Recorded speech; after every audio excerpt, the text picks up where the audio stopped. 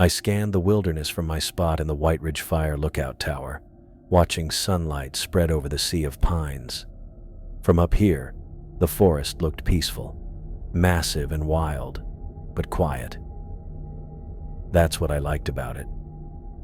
My coffee mug warmed my hands as I completed my first sweep of the day. Nothing but trees and more trees, which was exactly what I wanted to see. No smoke, no problems. Just me and 20,000 acres of forest that I got paid to stare at all day. After Anna left last year, this isolation became more than just a job. It became a refuge. Our divorce papers had been finalized just 3 weeks before I accepted this posting. Perfect timing, really. While most people would lose their minds being stuck in a glass box on stilts for months at a time, I found it calming.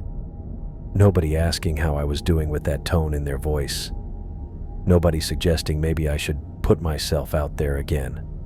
Just me, the trees, and the sky. I set my mug down on the small desk where my logbook lay open. Every morning followed the same pattern. Wake up at 5, coffee by 5:15, first visual sweep by 6, radio check-in with Ranger Fleming by 6:30. I picked up the handset. Tower 7 to base, morning check-in. Fleming's scratchy voice came back almost immediately. Morning, Oliver. Anything to report? Clear skies. Wind from the northwest, about 8 miles per hour. Visibility excellent. Good to hear. Stay sharp. That was it. No small talk. No wasted words. Fleming understood the value of silence, which was why we got along. I recorded the weather readings in my log, noting barometric pressure, humidity, and wind speed. The Forest Service liked their data, and I liked having something measurable to focus on. The temperature was climbing. My tower wasn't much, but after nearly 4 months, it felt like home. 364 square feet with windows on all sides, a small kitchen with a propane stove, a twin bed in one corner, a desk for my logs and maps, a table for meals and games of solitaire. The bathroom was cramped, just enough space to turn around in the shower. I spent the morning doing what I always did, watching the forest through my binoculars, sector by sector, looking for any hint of smoke or unusual activity. By noon, I'd made another entry in the logbook and eaten a peanut butter sandwich while standing at the window facing south. The afternoon passed like all the others before it. I read a few chapters of an old Western novel I'd found in the tower when I arrived. The previous lookout had left behind a small library of paperbacks with broken spines and yellowed pages. I'd worked my way through most of them already. As the sun sank, the forest glowed. This was my favorite time of day. I turned on my transistor radio, catching a classic rock station from a distant town where the signal faded in and out. Dinner was canned stew heated on the stove. I ate while watching darkness creep across the forest floor, switching on my small lamp when I couldn't see my food anymore. After washing up, I dealt myself another game of solitaire, red and black cards, sliding across the worn tabletop while Johnny Cash crackled through the radio's tiny speaker. Most people would call this lonely. But after the painful conversations and failed counseling sessions with Anna, silence felt like a blessing. Here, I didn't have to explain myself to anyone. Supply deliveries came once every 2 weeks.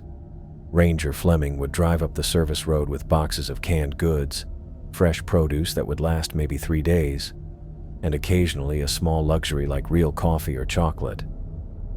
Those brief interactions were usually just business, checking equipment, going over protocols, handing off written reports.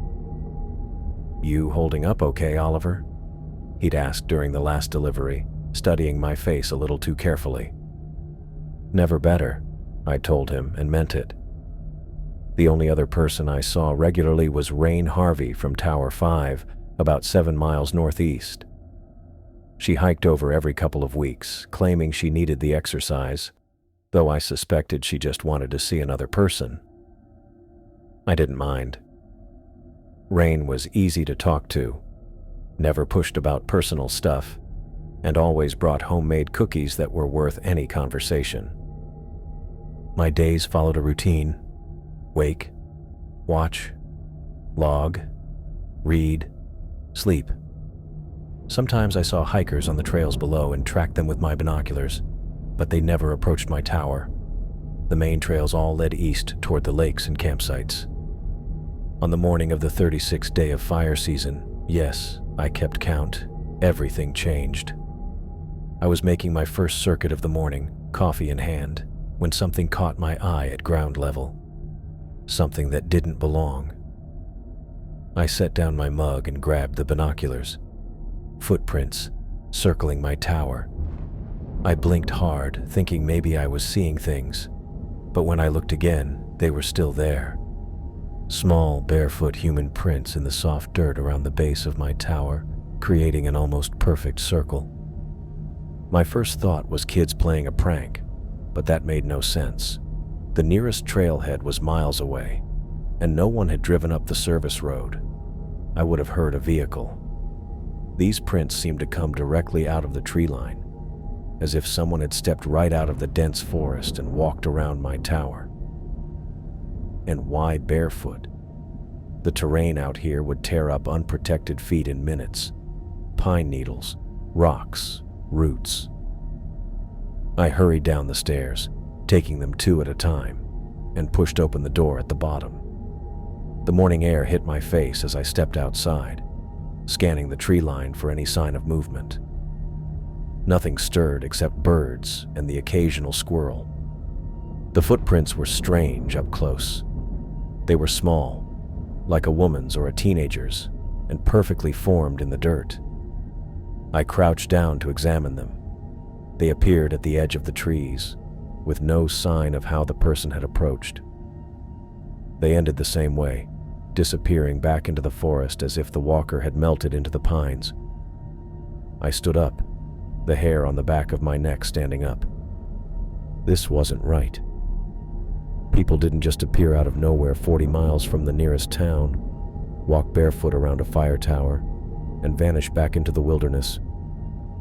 Back inside, I grabbed the radio. Tower 7 to base. Tower 7 to base. Come in. Nothing but static. Tower 7 to base. Fleming, you there? I've got a situation here. More static, with maybe the faintest echo of a voice buried in the noise, too distorted to make out. I tried again. Tower 7 to any station. I have unidentified visitor activity at my location. Please respond. The radio crackled uselessly. This happens sometimes. Weather conditions or equipment issues could cut communication for hours or even a day. But the timing couldn't have been worse. I went back to the window, looking down at those footprints. They bothered me more than they probably should have. Maybe there was a logical explanation. Maybe. I checked my service pistol in its lockbox. I wasn't supposed to carry it unless there was a specific threat. But right now, those footprints qualified as specific enough for me. I clipped the holster to my belt. Then I stood at the window for a long time, staring at the place where the prints vanished into the trees. I had a choice to make. I could stay in my tower, safe behind glass and wood, and wait for the radio to start working again. The reasonable, protocol-following choice. Or I could follow those prints into the forest and find out who or what had made them. The forest felt alive as I made my choice, the gaps between the trees now appearing as hiding spots. I followed the small barefoot prints into the forest, pushing aside low-hanging branches as I ventured deeper than my usual patrol routes. The weight of my service pistol pressed against my hip, not exactly comforting, but better than nothing. The morning air hung cool and still among the ancient pines, their massive trunks stretching upward like silent watchers. My radio crackled with static every few minutes. I tried calling base again, but got nothing but broken fragments of response. Great. Just what I needed while tracking mysterious footprints into uncharted territory. The footprints themselves made no sense.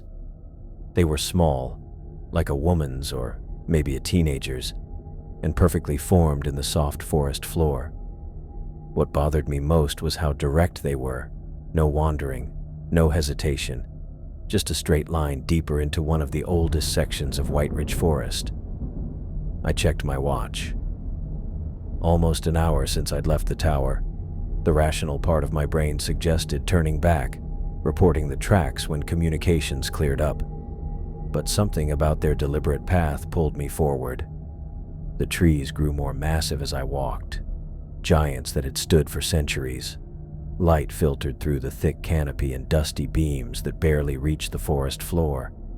My boots crunched over fallen pine needles and the occasional twig. The tracks I followed left no such sound behind, just perfect bare impressions in the dirt. 2 miles in, the dense trees opened suddenly into a small clearing. I slowed my pace, hand instinctively moving closer to my holster. She stood in the center of the clearing, her back to me. Copper-red hair fell in wild waves down to her waist, catching the filtered sunlight in a way that made it look almost alive.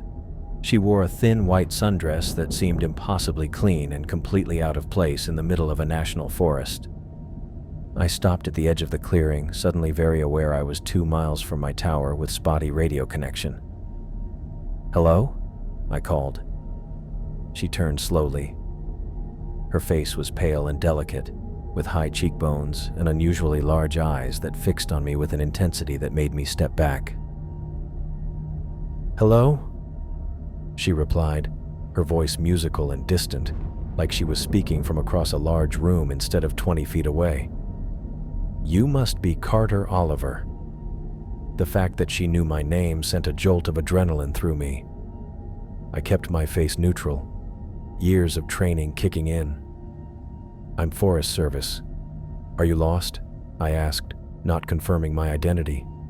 She smiled, the expression not quite reaching her eyes. "My name is Sage Grant, and yes, I believe I am." She looked around the clearing as if seeing it for the first time.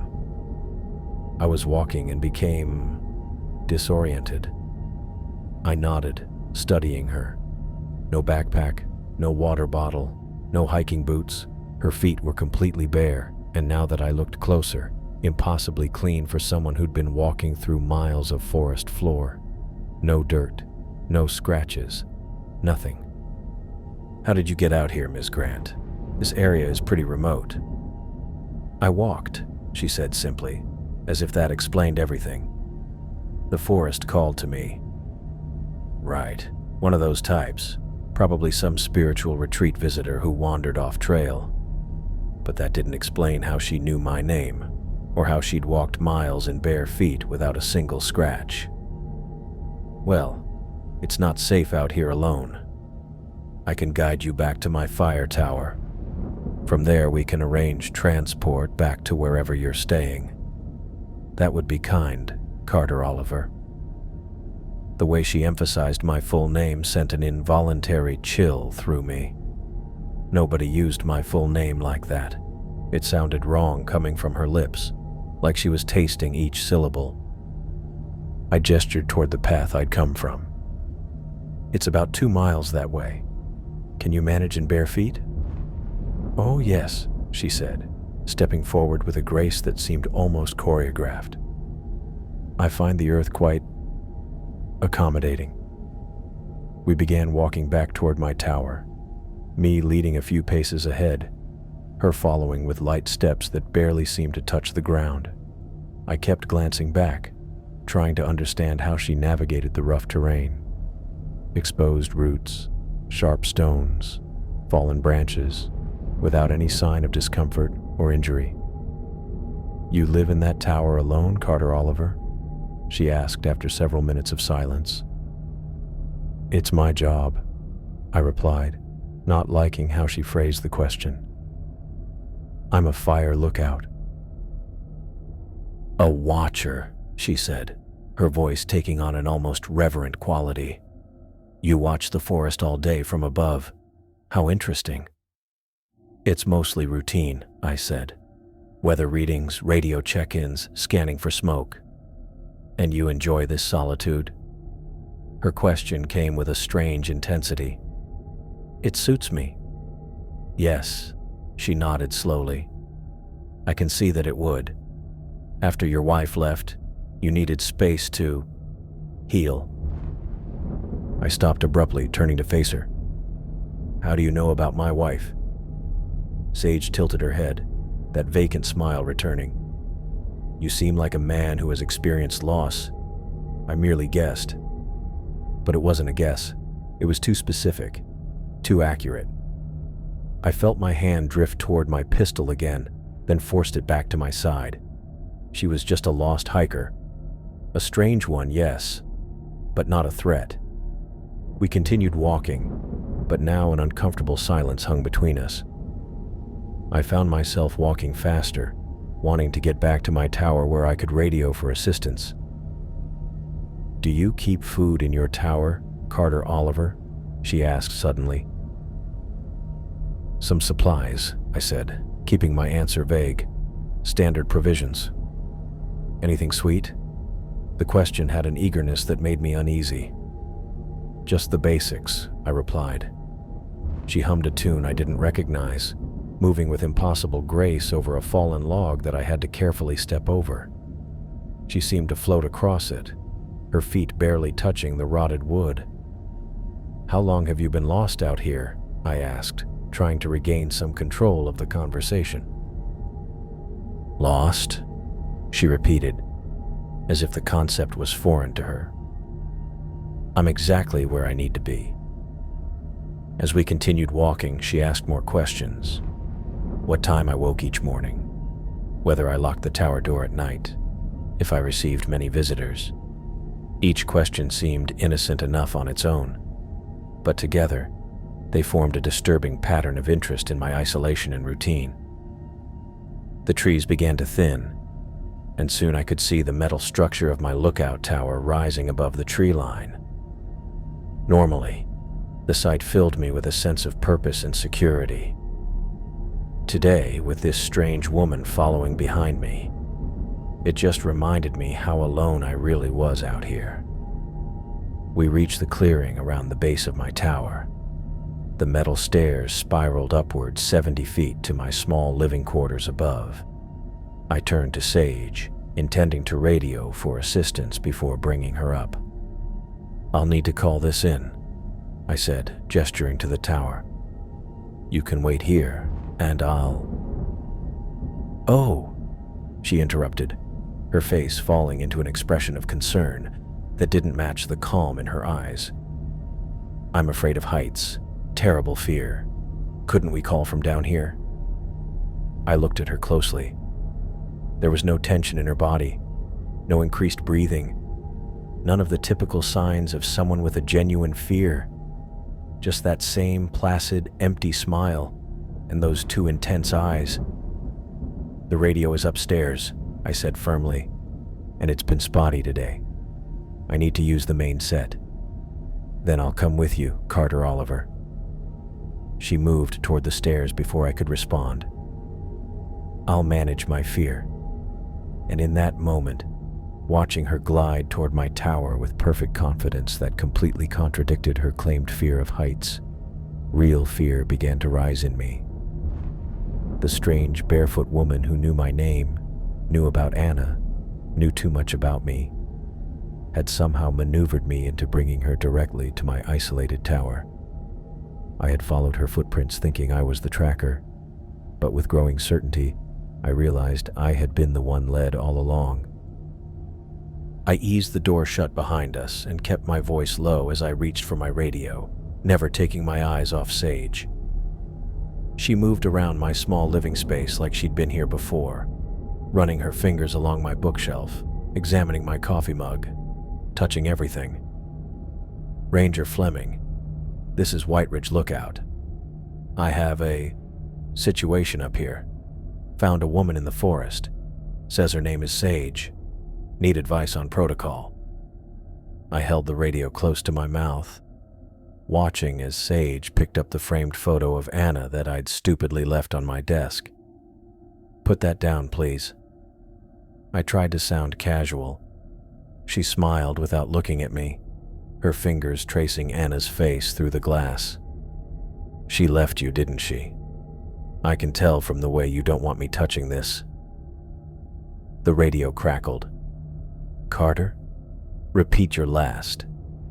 Did you say Sage?"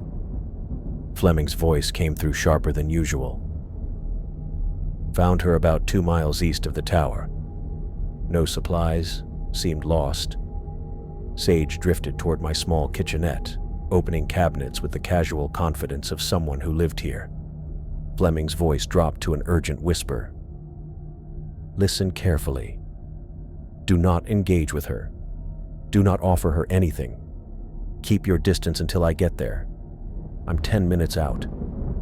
"Copy that," I said, confusion mixing with the unease that had been building since I first spotted her. "She asked for water. Should I?" "No."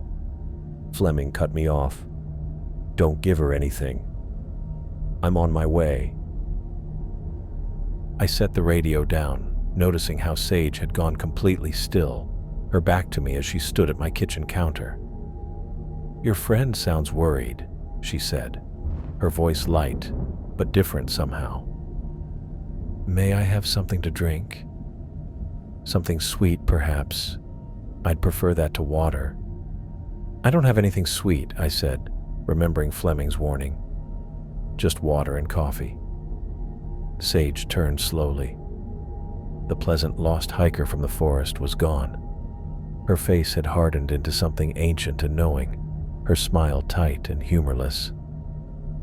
"You're lying to me, Carter Oliver," she said, using my full name for the second time. "Everyone has something sweet. Sugar for coffee, honey for tea, syrup for pancakes." She took a step toward me. "You know why I'm here, don't you, Carter Oliver?" I backed up against my desk. "Look, my supervisor is coming. He can help get you back to wherever you need to go." She didn't acknowledge my words. Her fingers trailed along the wooden walls as she moved, and I blinked hard, certain I was seeing things. Where her fingertips touched, the wood darkened, tiny wisps of smoke rising from perfectly formed scorch marks. "What the hell?"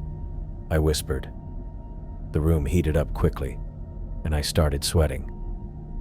Sage stopped in front of me, and I watched in horror as her eyes changed. The green irises expanded and darkened to black, swallowing the whites until her eyes were just 2 empty pits. "Where are the children, Carter Oliver?" she asked, her voice layered now with other voices beneath it. "You watch these woods. You must know where they hide." I pressed back against my desk, completely lost. "What children? There aren't any children in these woods." "Liar!" she screamed, the word exploding from her with such force that the windows rattled. The door burst open with a crash that made me jump. Ranger Fleming stood there, rifle raised, aiming directly at Sage's head. "Step away from him," Fleming ordered, his face a mask of controlled fury I'd never seen before. Sage didn't move, didn't even turn around. "Stephen Fleming," she said with a sigh that sounded almost fond. "You've gotten old." "And you haven't changed a bit, Daisy. Or is it Lily now?" Fleming's voice carried decades of hatred. She laughed, the sound beautiful and terrible at once. "It's Sage now, Stephen. You know how the seasons change me." She finally turned to face him. "Have you told your young watcher what happened to all the others?" I watched in horror as her skin began to ripple, like something underneath was trying to get out. Her fingers stretched, elongating impossibly, darkening to the color of bark, branching into twig-like appendages. "Carter, run!" Fleming shouted, never taking his eyes off Sage. "Ranger Station 6, go now!" My legs finally caught up with my brain. I bolted for the door, slipping past Fleming as he stepped into the room. You can't have him, too, I heard Fleming say as I reached the stairs. The first gunshot rang out as I hit the third step down. An inhuman shriek followed, a sound no human throat could make. I took the stairs 3 at a time, nearly falling twice. More gunshots echoed above me, punctuated by crashes and that terrible screaming. I burst out of the tower into the sunlight. Smoke rose from the windows of my lookout.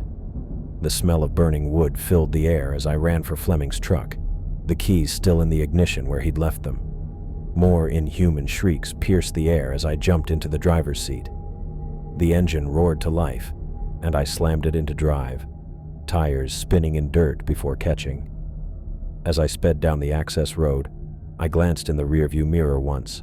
My tower was burning, smoke rising into the sky. The home I'd made for myself after Anna left, now just another thing being taken away. I gripped the steering wheel of Fleming's truck so hard my knuckles turned white, my hands shaking as I sped down the narrow forest road. Each curve sent me sliding against the seatbelt, the tires kicking up dust and gravel. In the rearview mirror, black smoke poured from my lookout tower, flames licking up the wooden sides of the only home I'd known since Anna left.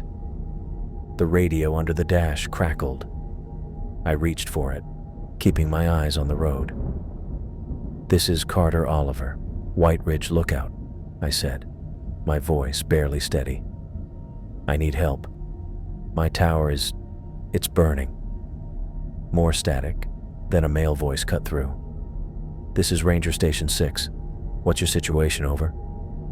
"I'm headed your way in Ranger Fleming's vehicle. I paused, unsure how to explain what had happened. "There was a woman. She attacked Fleming. The tower's on fire." A brief silence followed. "Carter, did Fleming give you any specific instructions? Any code words?" I thought back to what Fleming had shouted as I ran down the stairs. "He said to tell you Kodash, that's all." The voice on the other end changed immediately, becoming more urgent. "Understood. Kodash confirmed. Continue to Ranger Station 6 immediately. Do not stop for anyone. I repeat, do not stop for anyone." "What's Kodash? What's happening?" I asked, taking a sharp turn too fast. "Just get here. Now." The radio went silent. I pressed harder on the accelerator, my mind racing. How had Sage known my name? What was that thing she turned into? And Fleming?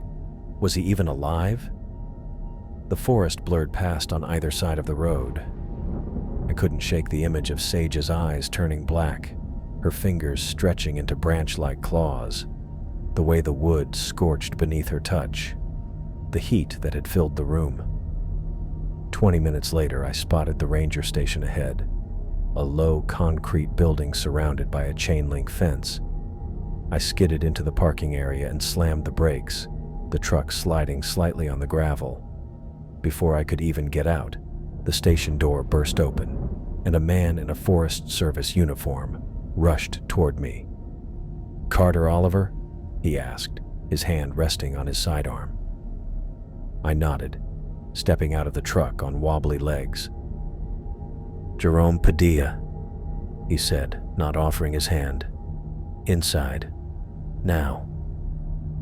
I followed him through the door into a reception area, then through another door marked authorized personnel only into a security office. The walls were bare concrete, with a small reinforced opening high on one wall. A bank of monitors showed various angles of the station's exterior and the surrounding forest. "Sit down," Padilla said, pointing to a metal chair next to a desk covered in papers and radio equipment. I didn't sit. "Fleming's still out there. We need to—" "Fleming knows what he's doing." Padilla cut me off. "If anyone can handle this, he can. Now tell me exactly what happened." I paced the small office instead, stopping occasionally to look through the high window, where I could just make out a thin column of smoke rising in the distance, my tower still burning. "I found footprints around my tower this morning. Small, barefoot. I followed them and found a woman in a white dress who called herself Sage. She seemed lost, so I brought her back to the tower to call for help. The words tumbled out faster than I could think them through. She knew things she shouldn't know. About me. About Fleming. Her eyes changed. Her hands. They weren't human. Fleming showed up with a rifle and told me to run. Padilla listened without interrupting, his expression giving nothing away. What was she? I asked when I'd finished. He turned to a filing cabinet, pulled out a folder, and placed it on the desk without opening it. We call her the Widow of Whiteridge. She's been appearing in these woods for over 100 years. I stared at him.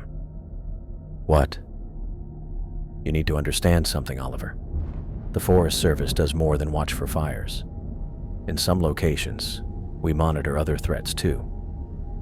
I moved to the window again, watching the smoke. This isn't making any sense. It will, Padilla said. But right now, we wait for Fleming. The next 3 hours crawled by. I couldn't sit still, pacing the concrete floor until my legs ached. Padilla made calls, filled out forms, and kept checking the monitors. Every so often he tried to reach Fleming on the radio, but got nothing back. My mind kept returning to Sage's face. How normal she'd looked at first, standing in that forest clearing, and how quickly she'd transformed into something else entirely. The way she'd asked about children, the way Fleming had recognized her immediately. How many others? I finally asked. How many other lookouts know about this? Padilla glanced up from his paperwork. Need to know basis. You weren't supposed to know. Well, I know now, I said. And I almost died because nobody told me. He nodded slowly. That's on us. On Fleming, mostly. He should have briefed you when... The door swung open. Fleming stood in the doorway, his uniform torn and bloody, a deep gash running across his forehead. His face was pale beneath streaks of soot, his eyes hollowed by exhaustion. She's gone for now, he said, his voice hoarse as he collapsed into a chair across from Padilla. Blood had dried along his jawline, and his hands were blistered with what looked like burn marks. Jesus, I breathed. What happened up there? Fleming closed his eyes for a moment. She wasn't happy about losing you. Burned half the tower before I got her out. I led her deeper into the forest, away from the road. You need medical attention, Padilla said, already reaching for a first aid kit on the wall. In a minute, Fleming waved him off. Oliver needs to know what he's dealing with. I stood with my back against the wall, watching Fleming dab at the cut on his forehead with a tissue. The Widow of Whiteridge, I said. That's what Padilla called her. Fleming nodded. That's one name. She has others. What is she? Something that should have moved on long ago. Fleming winced as Padilla cleaned his wound with antiseptic. Back in 1923, there was a lumber camp near what's now the East Ridge Trail. The loggers found a small Nishka settlement. There was a dispute over land boundaries. Fleming's voice dropped lower. It ended badly. 37 children disappeared into the forest during the violence. Some people say they were murdered. Others claim they just vanished. What does this have to do with her? I asked, trying to make sense of what I was hearing. A woman was seen running into the forest after the children. The loggers found her body 2 days later at the base of a lightning-struck pine. But that wasn't the end of her. Fleming looked up at me, his eyes bloodshot. She came back. First as whispers among the trees, then as sightings of a woman in white, always asking the same questions. About the children. About sweetness. Padilla handed Fleming a glass of water, which he drank in one long swallow. Over time, the stories became more consistent, Fleming said. She appears in a pattern, changing with the seasons. Lily in winter, daisy in spring, rose in summer, sage in fall. I felt a chill run through me, but she called herself Sage. It's summer. Fleming and Padilla exchanged a look. That's what worries us, Padilla said. Her patterns are changing. She's appeared earlier than usual this year. The logging operation near the old burial grounds probably triggered it, Fleming added.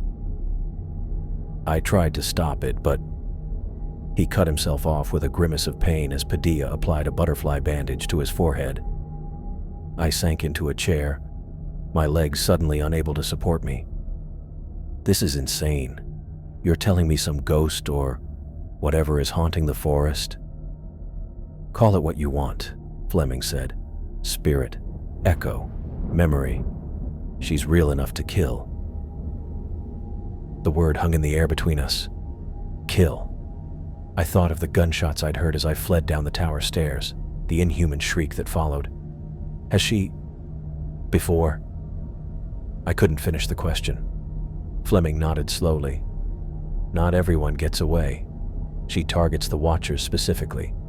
Fire lookouts, rangers on patrol, anyone who observes the forest from a high place. Padilla pulled a folder from the desk and slid a photograph across to me. It showed a Forest Service ID card for a man with short black hair and a neat beard. Tyler Bowen, Lookout Station 7. Tyler radioed in a Kodash 3 weeks ago, Padilla said quietly. We haven't found him yet. I stared at the photo, remembering the Western novel I'd found on the shelf in my tower. The previous lookout had left it there. Tyler had left it there. Why the hell didn't you warn me? I demanded, anger cutting through my fear. If you knew this was happening, why put anyone in those towers at all? Fleming pressed his palms against his eyes. The towers need to be manned. Fires don't stop because we have other problems, and she doesn't come every year. We thought we had more time before she showed up this season. Tyler was the first sign something was wrong. And you just put me up in that tower anyway? I stood up, my hands balled into fists. Jesus Christ, Fleming. You were supposed to be safe, Fleming said. You were outside her usual hunting grounds. Well, clearly I wasn't, I shouted. Padilla stepped between us. What matters now is keeping you safe. She's fixated on you for some reason. What reason? I asked. What does she want from me? The same thing she wants from all of us, Fleming said. She thinks we know where the children are. She thinks we're hiding them. I remembered her words in the tower. Where are they? Where are my children? The way her rage had physically transformed her, burning the wood beneath her fingers. So I'm what, bait? A target?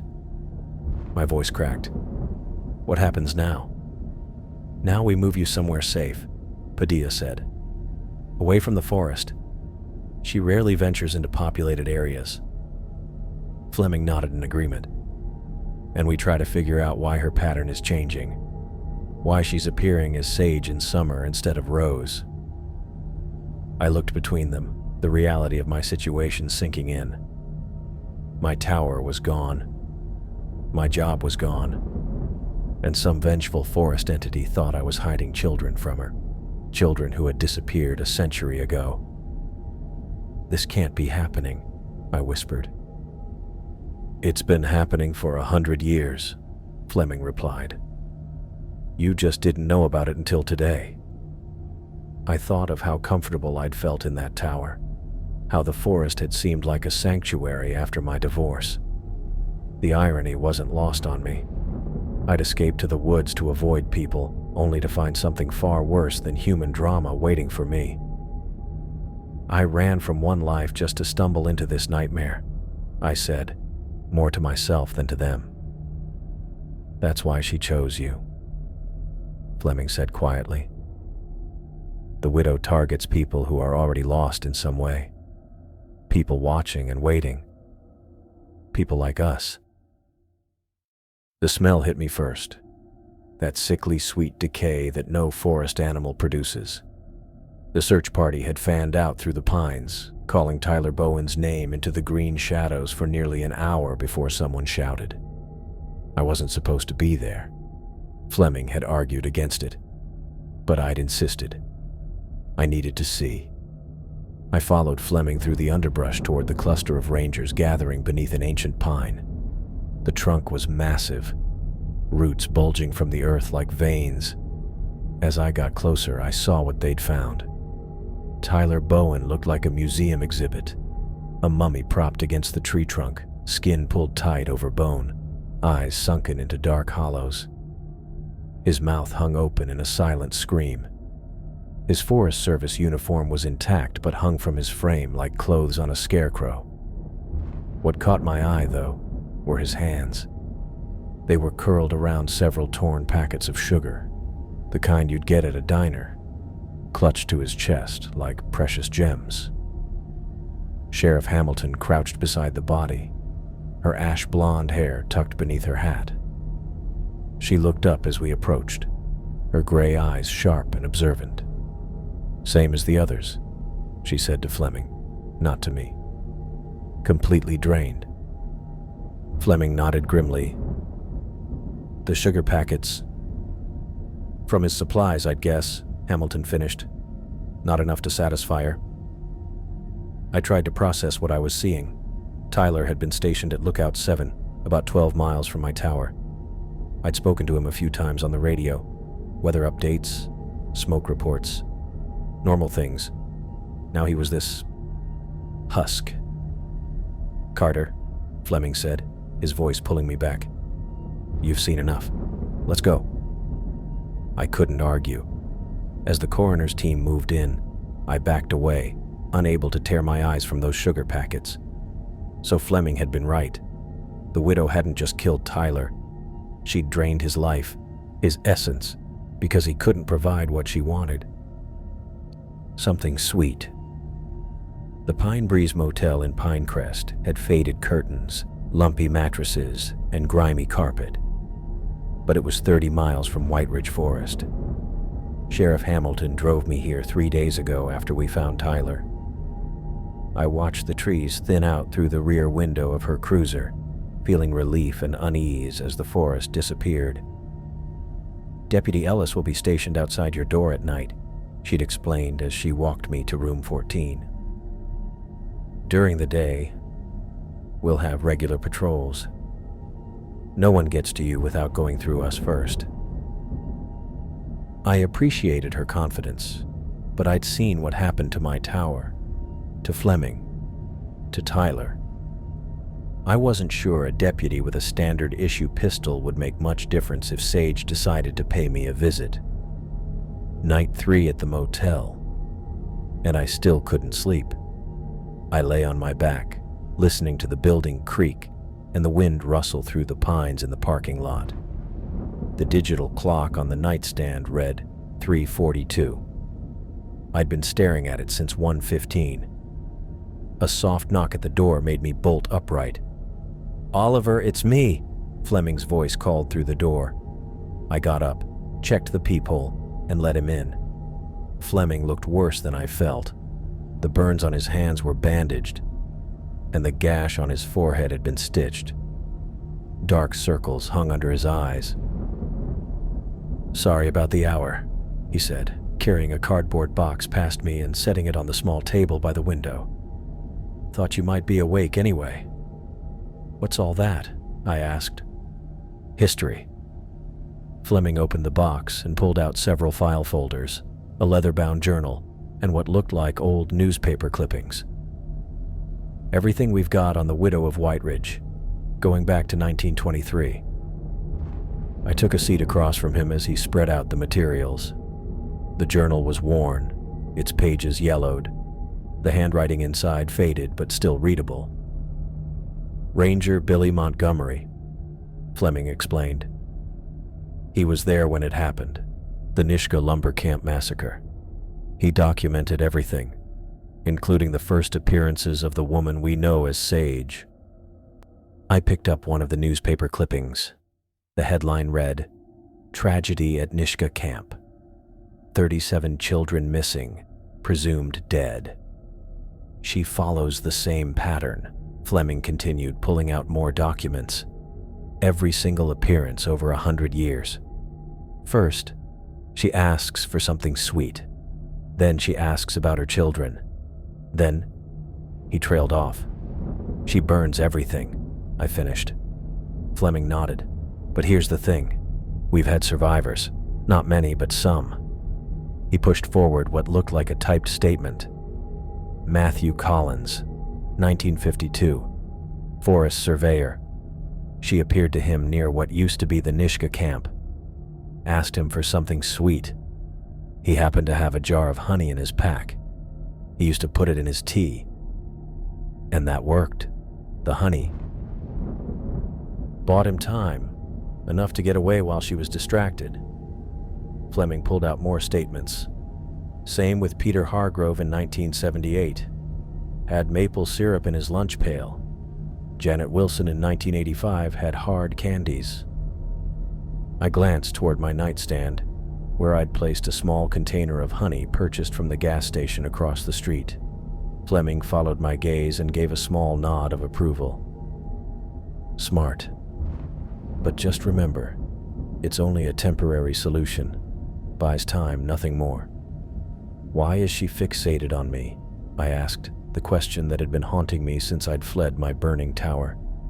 Fleming leaned back, running a hand through his gray hair. "You're a watcher. That's what she called you, right? The watcher on the hill. She believes people who observe the forest might know where her children are."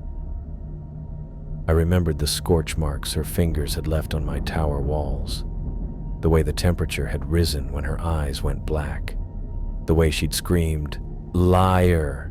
when I'd said I didn't know about any children.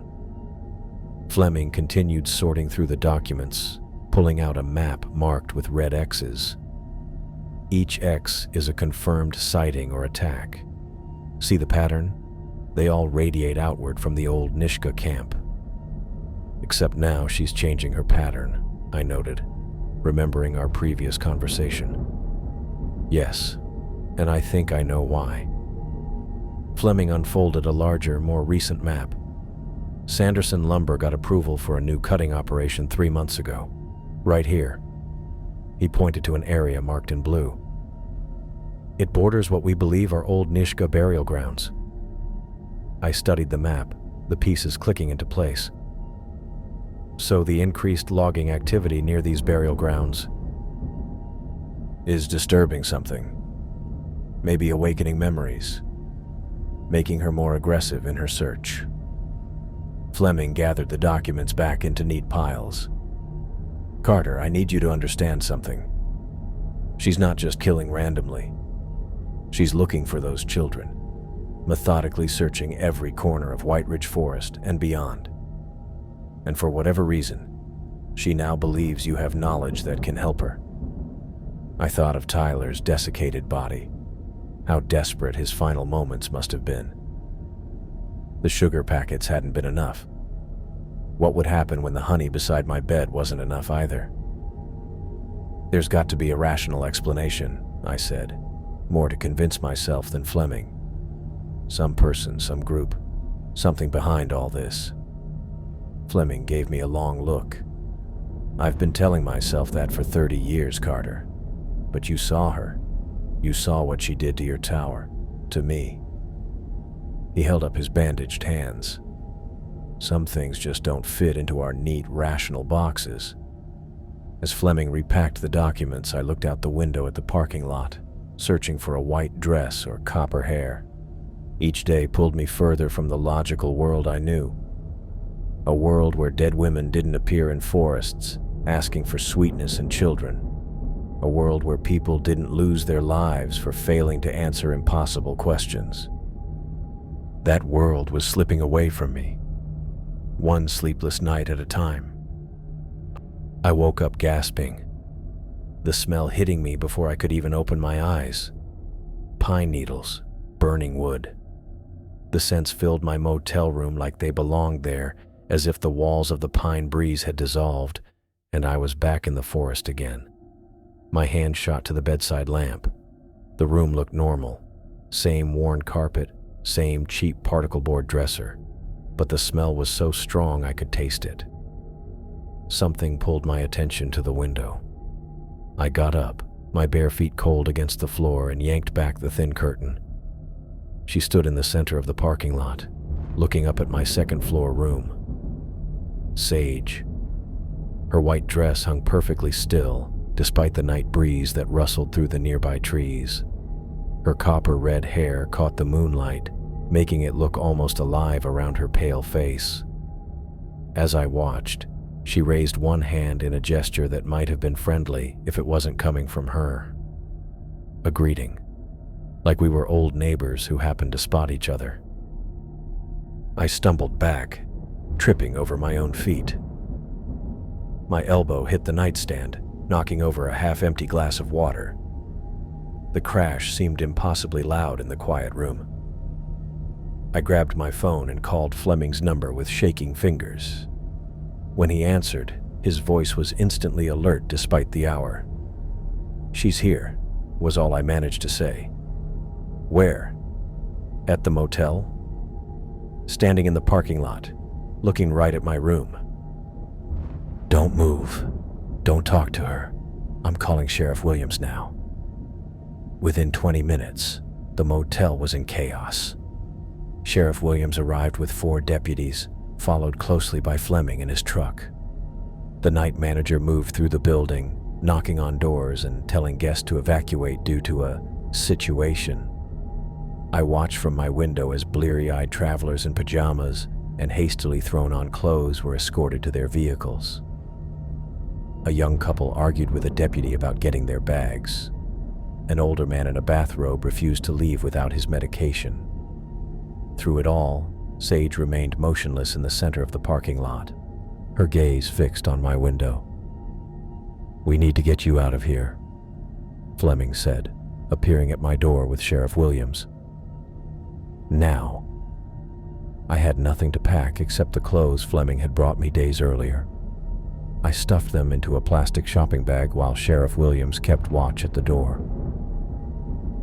"What happens when we go outside?" I asked. "We've got cars positioned to block direct sight lines to her," Williams explained. "Deputies will cover your exit. Move fast. Keep your head down." "Has she done anything?" "Just standing there," Fleming said, his bandaged hands fidgeting at his sides. "But that's more than enough." The hallway was empty as we headed to the back stairwell. It felt like Sage had already scared everyone away but us. Deputies lined the path between the stairwell and Fleming's truck, hands on their holstered weapons. I kept my eyes down as instructed, but I could feel her watching me. Her gaze pressed against the back of my neck. "Get in," Fleming said, opening the passenger door of his truck. "We're heading to the station." As I climbed in, I made the mistake of looking up. Through a gap between 2 deputies, I caught a glimpse of her. She wasn't smiling, wasn't frowning, just watching with an intensity that made my skin crawl. I slammed the door shut.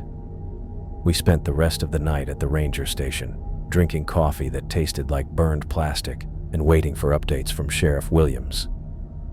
Around 4 in the morning, a deputy radioed in. The woman in white was gone. "Just like that?" I asked. Fleming shrugged. "She comes and goes. Always has." When dawn broke, we drove back to the motel. The parking lot was cordoned off with yellow police tape, and several deputies were taking photos. As we got closer, I saw what they were documenting. Pine saplings, dozens of them, breaking through the asphalt like it was nothing more than a thin crust of dirt. Some were already knee-high, their needles vibrant green against the dull gray of the parking lot. "That's impossible," I said, staring at the trees. "They can't grow that fast. Through pavement." Fleming's face was grim. "She's fixated on you now," he said, not looking at me. This is a message. What kind of message? That she can find you anywhere, that she won't stop. Sheriff Williams joined us, looking tired. I've never seen anything like this in 30 years on the job. What do we tell people? I asked. Gas leak, Williams said. Evacuation was precautionary. The environmental team is looking into unusual plant growth linked to chemical seepage. Fleming nodded. It'll work for now. But Carter can't stay here anymore. They talked about me as if I wasn't there. Williams said I needed to leave right away. Fleming brought up Seattle, far enough to be safe, but close enough if they needed me. I have a sister there, I said, the words coming out before I'd fully processed the thought. Mariah. I could stay with her for a while. Fleming looked relieved.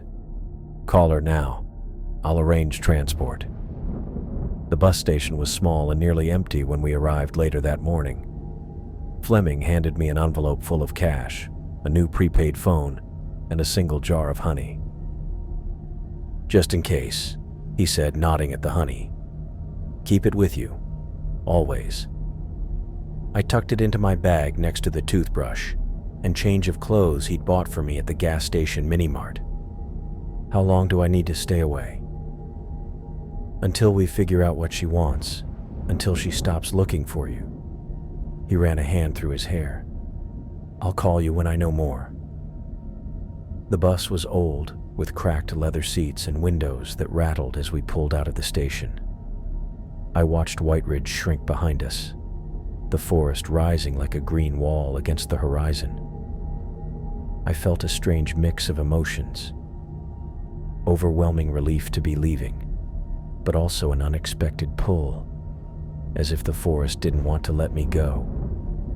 As the bus rounded a bend, taking White Ridge out of sight, I could have sworn I saw a flash of white among the distant trees. A figure standing at the forest's edge, watching the bus drive away. The journey to Seattle took most of the day. I dozed off several times, jerking awake at every stop, half expecting to see Sage boarding the bus.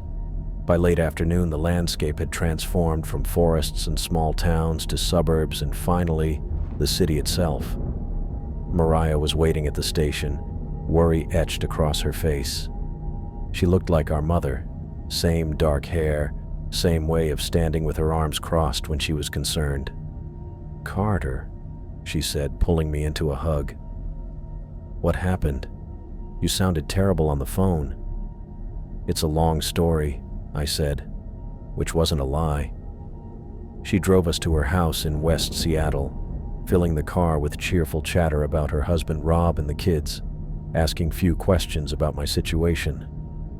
I was grateful for that. What could I say?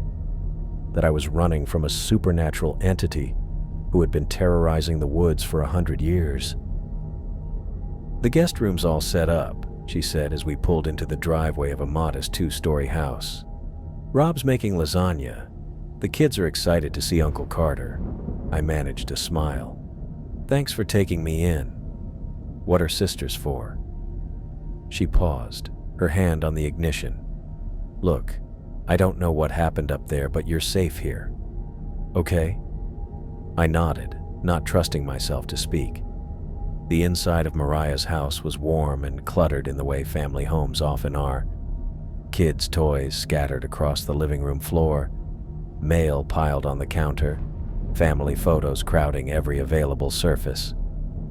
Her husband Rob greeted me with a firm handshake and a beer, while my niece Emma and nephew Jake bombarded me with questions about living in a fire tower. Did you see any bears? Jake asked, his eyes wide with excitement. A few from a distance, I said, leaving out the more recent horrors I'd witnessed. Mom says your house burned down, Emma said. That's why you're staying with us. I glanced at Mariah, who shrugged apologetically. That's the simple version, yeah. It was the story we'd agreed on over the phone, that my lookout tower had caught fire, and I needed a place to stay while figuring out what was next. It was close enough to the truth without including the supernatural elements that would make me sound insane. Dinner was noisy and normal, exactly what I needed.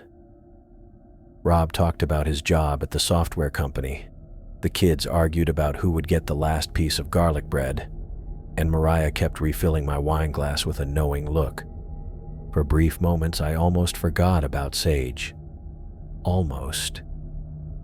Throughout the evening, I found myself drawn to the windows, my eyes scanning the small park across the street. The tree line there was nothing like the dense forest of White Ridge, just a few maples and one large pine, but I couldn't stop checking it for movement, for a flash of white. "You okay?" Mariah asked, catching me staring out the window for the third time while helping with dishes. "Yeah. Just adjusting." She nodded, not pushing further. "It'll take time." That night, lying in Mariah's guest room, I felt both safer and more exposed than I had in weeks. Concrete and civilization separated me from the forest, but so did miles of open space that Sage could cross if she wanted to find me again. Within a week, I found a job as a night security guard at an office building downtown. The irony wasn't lost on me, trading one watching job for another. But the overnight shift suited me. I wasn't sleeping well anyway, and the quiet hours alone gave me time to process everything that had happened. I'd sit at the security desk, monitors showing empty hallways and darkened offices, and find myself falling into the same watchful rhythm I'd had at the tower. Every shadow made me tense. Every unexpected noise sent my heart racing. Fleming called once a month as promised, his updates brief but reassuring. "No new sightings in 6 weeks, he reported in late September. "The area around your old tower is quiet." "What about the saplings at the motel?" I asked. "Still there, growing like normal trees now." "That's not normal, Fleming." He sighed.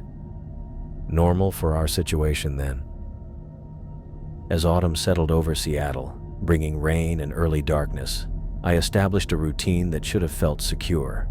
Work at night, sleep during the day, dinner with Mariah's family a few times a week. I kept honey in my bedroom, in my bathroom, in my locker at work, just in case.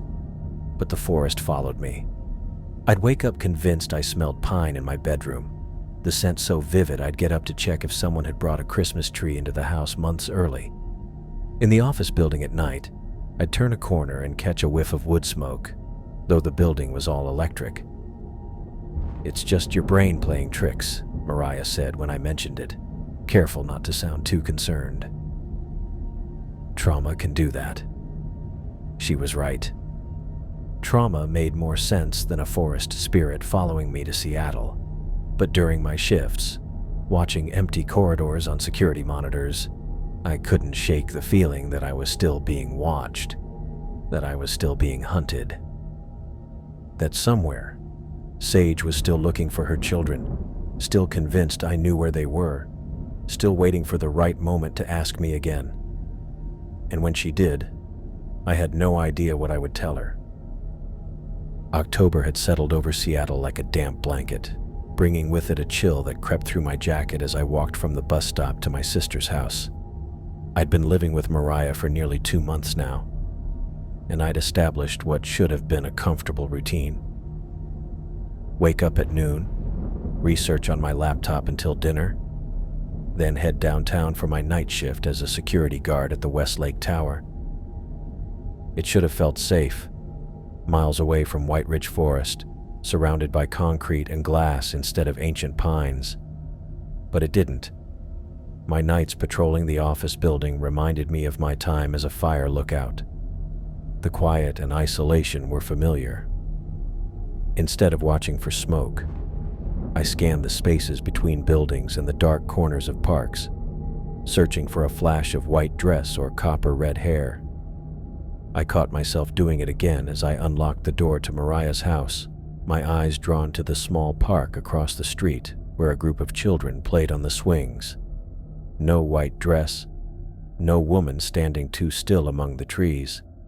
Just ordinary life continuing as if my world hadn't been turned inside out. "Carter? Is that you?" Mariah called from the kitchen. "Yeah," I answered, hanging my jacket on the hook by the door. I slipped my hand into the jacket pocket first, making sure the small jar of honey was still there before I left it.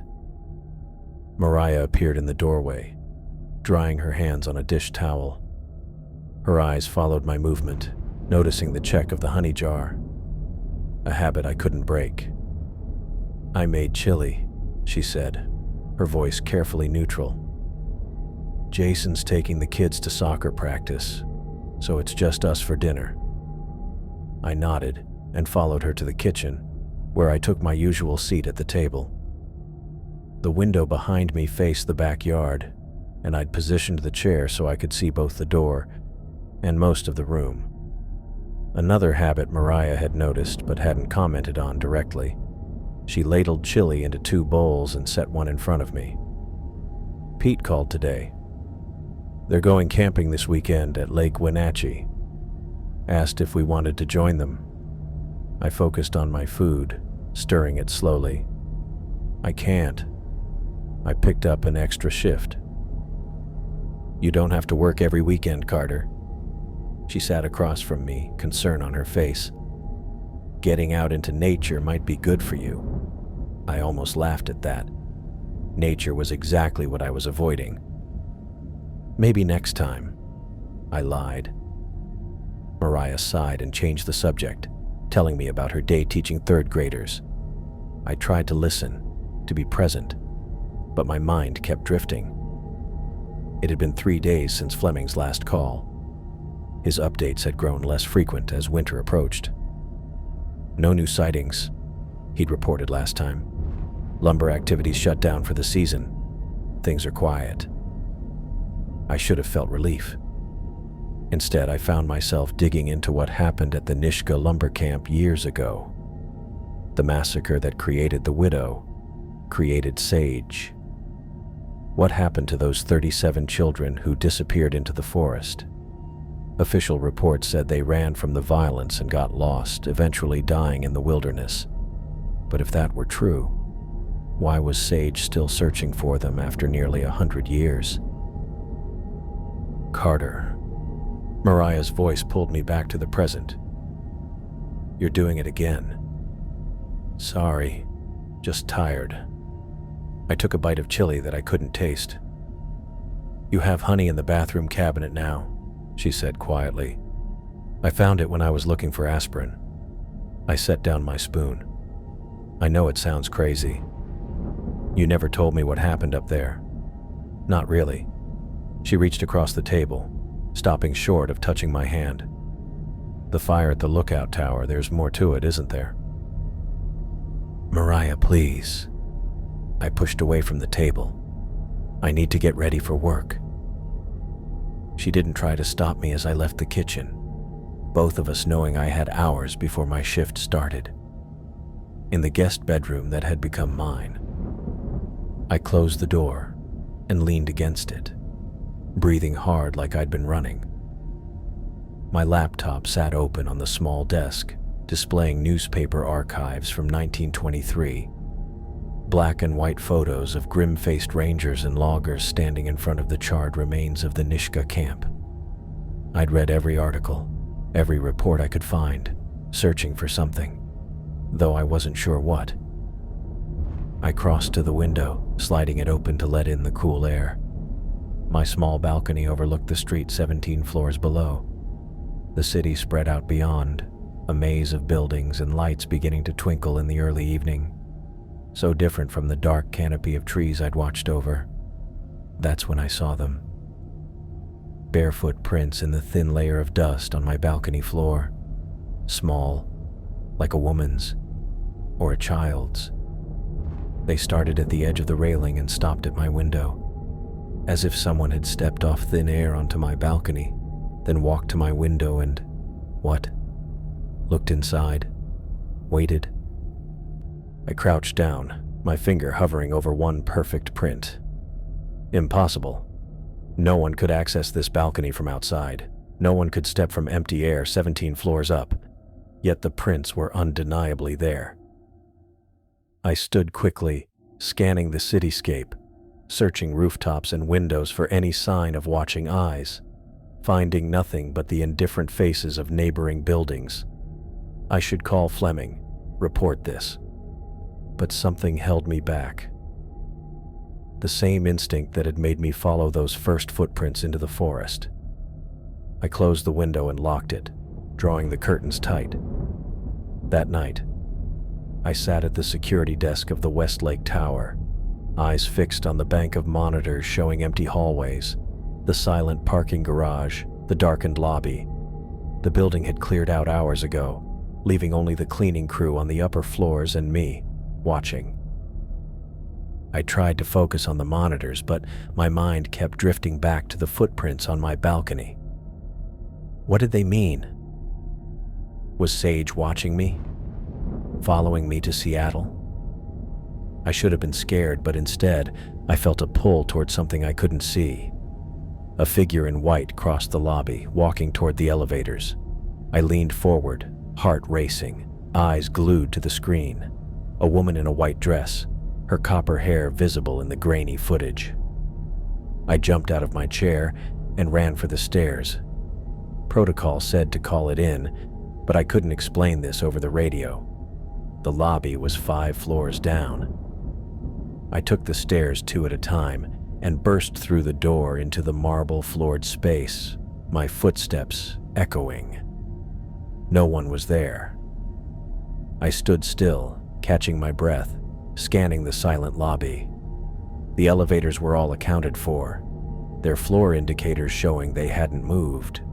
No doors had opened to the outside. The security system would have recorded it. I noticed the wet footprints on the marble floor. Small bare feet, just like the ones on my balcony. They led from the main entrance to the elevators and then stopped, as if their owner had vanished. I followed them, crouching to examine the last prints. They were already beginning to evaporate in the climate-controlled air. I reached out, touching one with my fingertips. The liquid was clear, but it didn't feel like water. It smelled of pine sap and earth. I returned to my desk, my eyes constantly flicking to monitor 3, but the lobby remained empty for the rest of my shift. When my replacement arrived at 6 in the morning, I said nothing about what I'd seen. The dreams started that night. Children ran through burning forests, their screams mixed with the roar of flames. A woman's voice called their names. Emma, Thomas, Sarah. I had never heard those names before, yet in the dream they felt like my own children. In the dream, I was searching too, pushing through smoke and heat, calling out to them, "I'm here, I'll help you." But they never answered, and I never found them. I woke, gasping, my sheets tangled around my legs, my body drenched in sweat. The room was dark, but something felt wrong. I reached for the lamp, my fingers fumbling with the switch. Light flooded the room, and I saw them scattered across my bed. Pine needles, dozens of them, fresh and green, their sharp scent filling the air. I jumped up, checking the window, still locked, exactly as I'd left it. The door to my room was closed. There was no way these needles could have gotten here. Yet they had. I gathered them in my hands, these impossible fragments of the forest that had somehow found their way into my urban sanctuary. They felt real, not dreamlike at all, pricking my skin as I collected them. Standing in the center of my room, pine needles in my palms, I felt something shift inside me. The fear was still there, but now there was something else. Understanding, maybe, or the start of it. "I know you're watching," I whispered to my empty apartment. "What do you want me to see?" The package arrived on a Tuesday morning, a plain brown cardboard box sitting on Mariah's doorstep with only my name written across the top in black marker. No return address, no postage marks, nothing to indicate where it had come from or who had delivered it. I picked it up, surprised by its weight, and brought it inside. I set it on the kitchen table and cut through the packing tape with a knife from the drawer. The cardboard flaps opened to reveal several leather-bound journals nestled in crumpled newspaper. They looked old, the covers worn at the corners, the pages yellowed and rippled with age. A folded note rested on top. I opened the note and recognized Jerome Padilla's handwriting immediately. Carter, found these locked away in a storage room at Station 6 while cleaning up after that mess with the tower. They belonged to Ranger Billy Fisher, dated 1923. Thought you should see them, especially given recent events. Be careful. Jerome. I lifted the first journal out of the box, running my fingers over the cracked leather cover. The date 1923 was stamped in faded gold lettering on the spine. I opened to the first page, where neat, precise handwriting filled the lined paper. January 12th, 1923. First day at White Ridge Station. The forests here feel different from my last posting, older, somehow more aware. I spent the rest of the day reading, barely moving from the kitchen table. Mariah came home, asked about the package, but I gave her vague answers. Something about research materials for a writing project.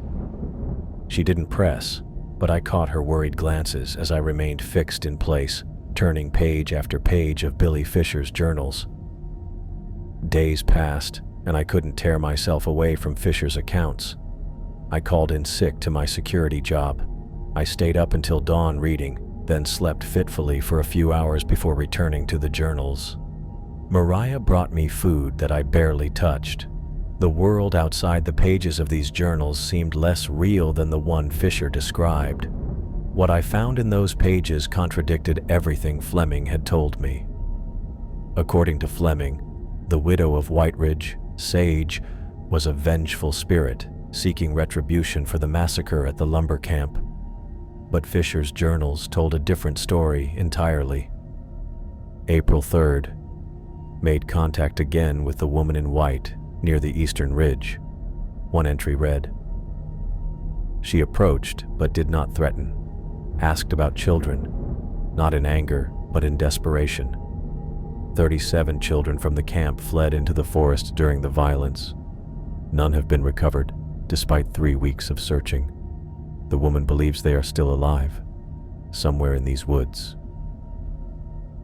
I flipped through more pages, finding detailed maps of search areas, lists of the missing children's names, and notes on the strange occurrences that had begun to plague the forest. May 10th. Henderson quit today. Claims he heard children singing in the trees when he was alone on the North Trail. Says the woman in white appeared and reached for him, but she wasn't attacking. She was pleading. I believe him. The more I read, the clearer it became. Sage wasn't seeking revenge. She was searching, desperately, frantically searching for 37 children who had vanished into the forest during the massacre. I pulled out a notepad and began making my own notes, correlating Fisher's accounts with what I knew from my time in the lookout tower. The pattern of appearances, the fixation on high places like the tower. It made sense if she was searching.